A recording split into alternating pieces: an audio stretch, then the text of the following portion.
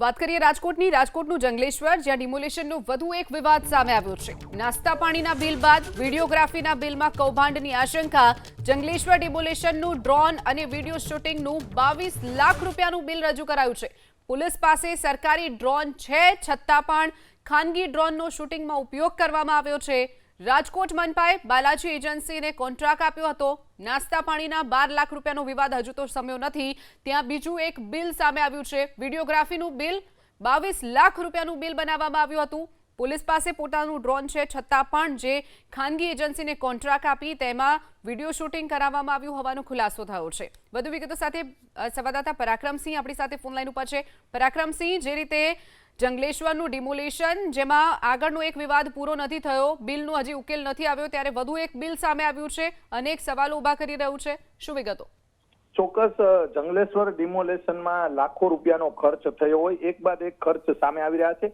પ્રથમ કાજુ કતરીનો વિવાદ આવ્યો, ત્યારબાદ પાણીના 12 લાખ રૂપિયાનું પાણી, અને હવે ડ્રોનનો જે વિવાદ આવ્યો છે, ડ્રોન 23 લાખ રૂપિયા, 22 થી 23 લાખ રૂપિયા જે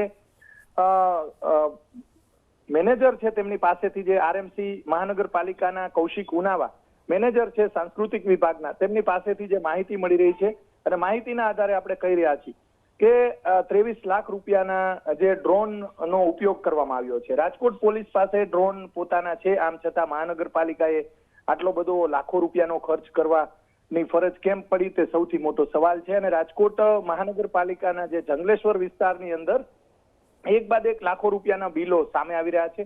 પ્રથમ ખાણીપીણીનું, ત્યારબાદ પાણીનું, અને હવે જે ડ્રોનના 23 લાખ રૂપિયાનો માતબર રકમ જે ફાળવવામાં આવી છે। ડ્રોન રોજે રોજ મીડિયાને અને સોશિયલ મીડિયામાં ઉપયોગ કરવામાં આવતો હતો, સારી બાબત છે, પરંતુ ડ્રોન પાછળ 23 લાખ રૂપિયાનો ખર્ચ કરવામાં આવ્યો છે। આ ખર્ચ સૌથી વધારે કહી શકાય, કેમ કે લોકોના ટેક્સમાંથી આ રૂપિયા જે મહાનગરપાલિકાના અધિકારીઓ બેફામ વાપરી રહ્યા છે, ત્યારે આ સમગ્ર મામલે તમામ ખર્ચ બાબતે મહાનગરપાલિકાના ઉચ્ચ અધિકારીઓ અને પદાધિકારીઓ દ્વારા તપાસ કરવાની જરૂરિયાત છે। જી ચોક્કસથી પરાક્રમસિંહ, માહિતી બદલ આભાર।